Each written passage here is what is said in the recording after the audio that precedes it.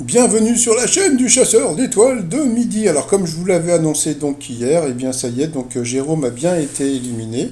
Donc je remercie donc la personne qui m'avait envoyé le message, hein. Je sais pas s'il veut que je donne son prénom ou pas. Donc voilà. Il s'y attendait pas. Il s'y attendait pas. Et puis donc c'est Cédric qui donc il l'a éliminé. Alors qui est-il? Qui est-il? Alors donc d'abord c'est un supporter de l'OM. Donc il adore la truffade, donc j'ai vu ce truc là, ça ressemble à un truc qui fait grossir. Après, alors le gros problème quand il y a les présentations, c'est qu'il y a de la musique. Et donc là, je sais pas, Z elle a dit avalant un bouchon. Je sais pas ce que ça voulait dire. Donc voilà. Il rêve d'aller à Bora Bora sur un transat. Moi j'y suis allé. Chut, ça reste entre nous. Et puis donc il est de la Bourboule. Voilà. Et puis depuis peu on sait qu'il est pizzaiolo. Et puis j'ai cherché la pizzeria puisque donc il paraît que c'est tenu par Anaïs et Ludovic. Donc il semblerait que ça soit à Saint-Sauve d'Auvergne. Je pense que c'est ici. Et voici le bar à pizza, quoi. Je crois que c'est bien ici que il travaille. Donc, si Cédric, comment dire, regarde ma vidéo, il peut me dire si c'est vraiment sa pizzeria. Donc, voilà. Ah, donc, il était venu donc avec sa sœur et son neveu. Donc, voilà, hyper sympatoche. Donc, voilà.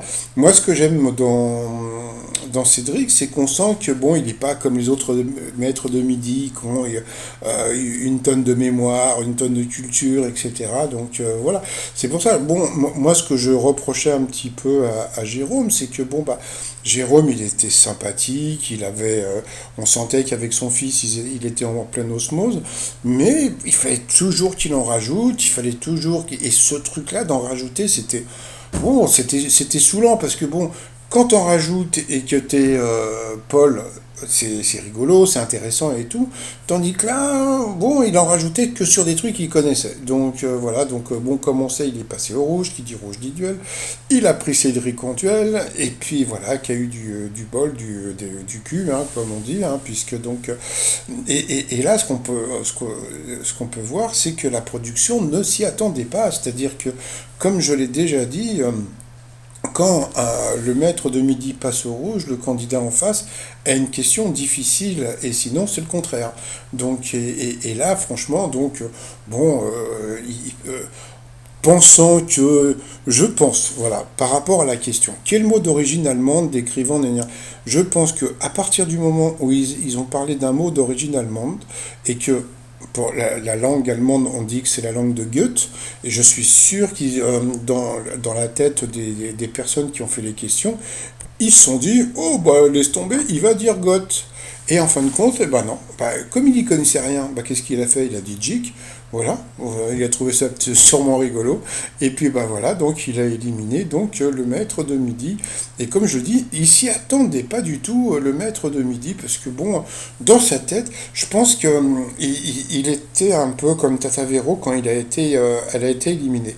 C'est-à-dire que je pense que Tata Vero, elle était tellement sûre d'elle, a commencé à comprendre le jeu, a commencé à comprendre que comment dire, que le maître de midi ou la maîtresse de midi était avantagé. Donc dans sa tête, elle devait faire des plans en disant voilà, avec cet argent-là, je vais acheter ça, etc. Et je pense que Jérôme était pareil, c'est-à-dire il s'est dit bon là c'est bon, j'arrive à 100 000, bon bah j'espère avoir un peu peut-être 200 ou 300 000 pour faire ci, faire ça, etc. Et pourquoi pas prendre une maison à La Réunion, etc., etc. Donc bon bah voilà. Mais sauf que bon bah voilà, il est arrivé donc le Cédric, bah voilà. Donc bon bah demain on va voir débarquer donc Jérôme. Alors je suis prêt à faire un pari. On parie combien que demain il va mettre le casque de chantier? Ah, on parie combien? Bon bah sinon je ne sais pas si Cédric va rester longtemps.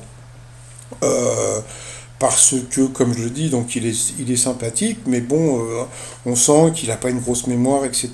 Mais bon, il est tellement sympa, donc sait-on jamais. Donc bon, là, pour l'instant, il a gagné 3000 euros, donc ça lui fait 1500 euros.